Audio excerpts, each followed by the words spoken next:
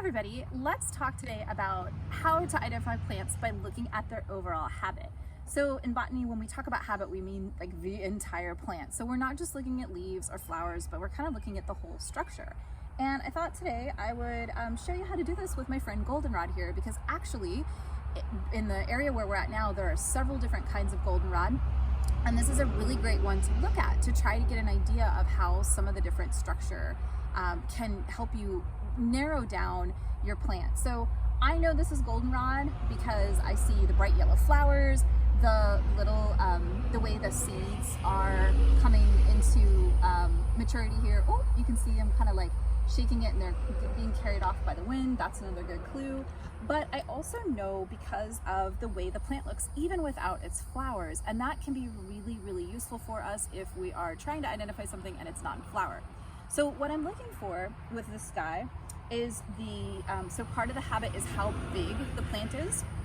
So when it's small to the ground, maybe 2 or 3 feet off the ground, it's usually considered a shrub, or excuse me, an herb. Larger like this would be shrub, and then of course all the way up about tree height would be what we would consider a tree. And for this particular one, the first thing I'm looking at is the shape of the plant. So it's growing straight and tall, and it does have these areas where it's branching off. So that is a good clue that this is one of our local habitats. So the overall shape, is it straight? Is it wide? Is it branching? What is happening with the plant? And this is another little goldenrod right here. And you can see that this particular one, it grows straight and then it starts to branch off.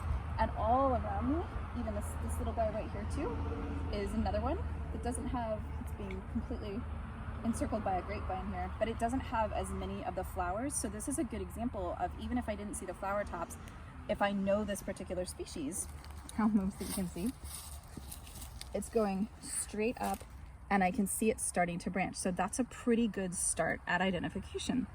Another thing that I like to look at are the leaf shape and arrangements. So let's take a look at that. So leaf shape and arrangement become very important. And so here, when we look at this goldenrod, we see a couple different things going on. First of all, the leaves are alternating. What that means is instead of being directly across from each other, they alternate. So we have one leaf, and a little bit farther along, we have another leaf, and they go just boop, boop, boop, boop up the plant like that. The other thing is the leaf shape, and different botanists will argue about this, but to me, this is what we would call lanceolate or oblanceolate because it's long, like a lance, and kind of oval. So if I'm trying to find another one of these guys, what I would be looking for is leaves that are basically this shape, and they should be alternating on the stalk. Another thing that's really cool about this guy is they're actually almost growing in a whorl, so they're circling around the stem. So that's a really other good clue with this particular type of goldenrod of Solidago, that this guy is a goldenrod. So let's check out this little guy right here, and let's see if we can figure out if this is a goldenrod as well.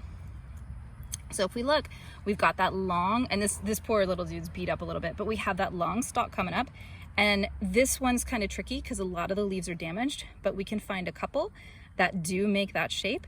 And then if we look at the arrangements, they are alternate and they are growing up in that whorl up along the stalk.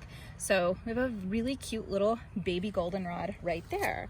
Now, of course, this one isn't as big as the nice woody specimen to my side here, but given enough time, it'll grow up and get bigger, and we'll have another tall goldenrod there. And again, the reason that I'm able to identify that is because I'm looking at the overall habit. So the size, the shape of the plant itself. I am looking to see whether or not there are any flowers. That's always a good clue, and the seeds as well. But I'm also looking at the leaf arrangement and the shape. That's a really quick and dirty introduction to identification for plants for you.